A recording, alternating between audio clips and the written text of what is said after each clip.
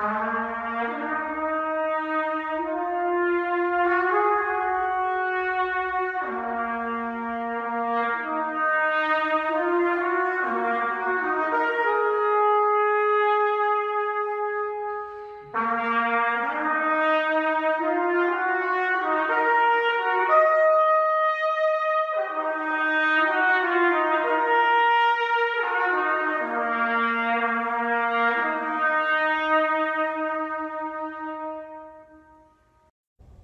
don't understand what's the problem.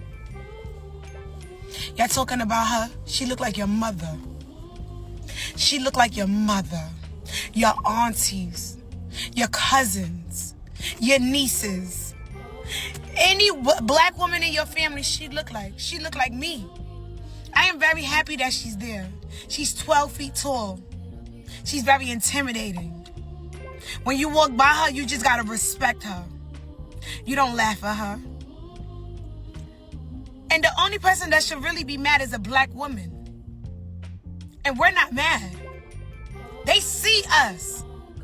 Every single day when they go to work, they see us. She's us. And she's black. And she's tired. We are tired. You didn't think we was tired? That's art. If you cannot understand how artistic and creative that statue is, kick rocks. That's art. Black women are art. Whether she had an afro puff or a dress on with a push-up bra, she's still gonna be there. They chose us before they put a 12-foot man. That's good. They would have never did that. New York is really lit. I love my city. I love my city. We used to have colonizers and slave owners as statues. On 14th Street, Union Square, and 42nd Street, they had George Washington, Abraham Lincoln. We yanked them bitches down. Now there's George Floyd and that black lady. Love it. Anytime somebody fixed their teeth to say something disrespectful about a black woman, is your statue there? I don't see a statue that look like you there. I'm cool with that statue. That's power. A lot of people love us. A lot of people love us. We fit the beauty standard. Companies love us. We make things shake. We make things sell. So yeah, put the statue up. Put some more. I don't give a damn if that lady was missing a leg, if she was in a wheelchair. She's me. I'm black and I'm proud. And you know how sometimes if you sleep on something long enough, it'll come to you. It'll come to you in a dream. How you want to talk about something. Now, my subs and you guys have been wanting me to talk about the statue of the black woman that's in Times Square. Some people are laughing, some people are angry, some people are uplifted by it, yada, yada, yada. That's what's going on. And, but most people are not going to see it the way I'm going to see it. And I know most people on both sides are not going to agree with my take. But this is an honest take after sleeping upon it. And it's something I felt when I first saw the statue. So here goes. What did I see when I actually looked at that statue and I saw what I saw? I actually was saddened because in my estimation, that is the modern black woman on display. Frumpy, overweight, insecure. Master Yao has always said that the black woman is an emotional masochist. The permanent victim. The permanent woman that thinks she's unseen. Now, I was listening to Dr. Sabrina Strings. I've heard her, and I've actually pasted some of the things from her. And I wanted to know exactly where she's coming from and what she actually thought, what she actually felt, why she believed what she believed, and why was she so angry with men and black men in particular. And I realized that the first thing she said is that Black women, especially, are not sufficiently white, which means black women don't believe that they measure up to whatever standard that's in their head. And they do all kinds of things to dress it up. They get butt injections. They protest on TV. They get hair extensions, colored contacts, bleaching cream, all kinds of stuff to cover up not what we see, but cover up what they see in the mirror. In the end, they become exactly what they are inside. And so eventually your inside will catch up with your outside. And this has been inside the black woman forever. And all I'm seeing now with modern black women and with this statue is that her inside is catching up with her outside. No matter how pretty she may be, or she may appear to be, even may try to be, or what her claims is, smartest, the most educated, I'm the most dominant, the most moral, the prettiest, where people try to be like me, they try to copy me, with white women trying to steal my swag and my style. Those are all projections. Those are all projections. Those are all projections of what she wants to be or what she wants to believe about herself. Because she actually doesn't. She doesn't believe that about herself. What she believes about herself, which is why they're so quiet about the statue. You notice most black women have not really said anything about the statue. Some might come out and they might give a performance. For the most part, black women have not said anything about the statue. Why? It's because they know what it is. They know what it is. Any other time, they'd be angry, but they know what it is. And basically, it's come from a black man that's not from this country. He has depicted what he sees from the average black woman. That's why he picked this shape. That's why he picked those clothes. That's why he picked that look. Because that's who black women see themselves as, especially the modern black woman. This is the way she sees herself. This is the way things appear to her. They just do. She's not shaped sufficiently well. She's not sufficiently desired. She doesn't have the look that she desires. She wants to be Nordic. She wants to have the blonde hair, long blonde hair, the blue eyes, the sufficiently white skin. She wants to be thin, white, and compliant, as Sabrina String says that she's supposed to be, right? But she's not. She's loud, she's overweight, she's obnoxious, she's dark. And not only have they looked at themselves that way, and it's so almost in a negative way, they've embraced it. They're not compliant. They're not nice. They're not sweet. They're combative. They're loud. They're obnoxious. They're harsh. And sometimes even violent, which is something they project out on to their men. Which is why most black women love thugs, as we call them. They love violent men because that reflects who they are. Everything that black women choose reflects who they are. They'd rather go out and dine and eat and gorge themselves rather than get in the gym and get in shape and get their body right. They'd rather watch a reality show with women fighting each other and arguing each other and going back and forth rather than reading a book, rather than talk about philosophy.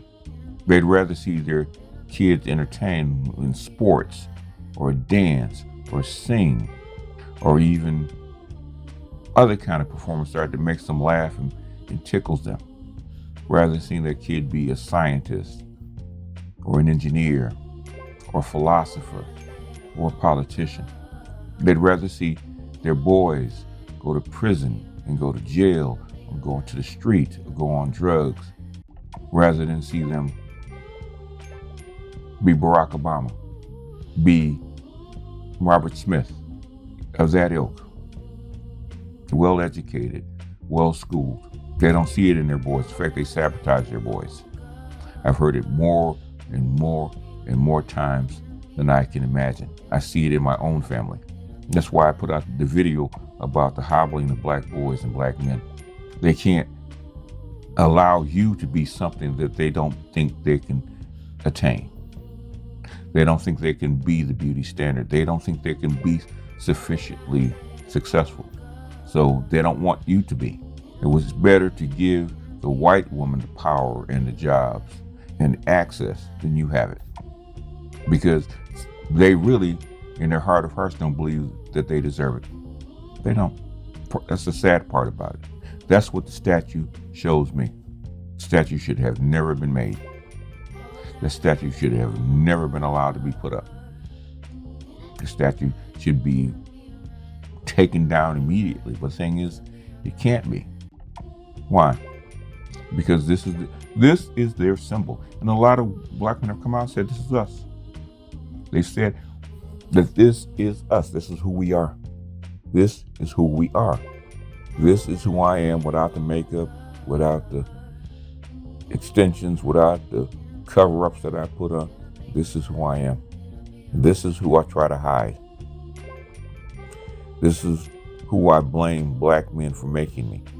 This is why I project my failings onto black men. And after projecting my feelings on the black men, when I do actually make them fail, what do? I try to bury him for it. And when he finally wises up and figures out that I'm feeding him poison, he tries to escape. What do I try to do? I try to track him down and find him so that I can continue feeding him the poison. Why? Because I need to transfer the poison that's in me to him. Black men have been the carriers of black women's poison for 200 years.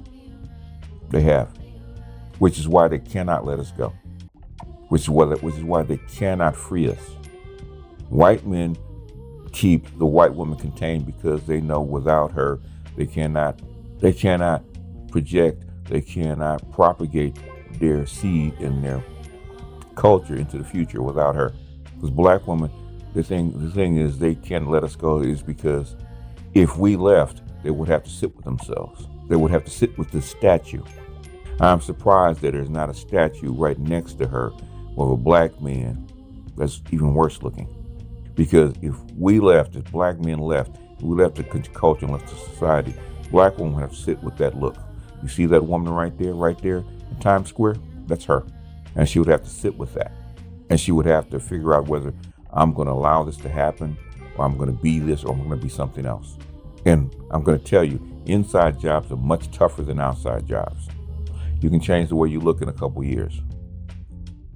Not completely, but you can change the way you look in a couple years. You cannot change your insides that quickly. And sometimes you can't change it at all. So when I see this statue, I am not happy. When I see the statue, I am not angry. When I see the statue, I'm not indifferent. When I see the statue, it makes me sad. Just like I'm saddened when I see a kid born with one leg or deformed. I'm saddened in that way. I'm saddened in the sense there's nothing that I can do about it. There's no way you can change the way a black woman looks at herself, even though they keep making us try to do it.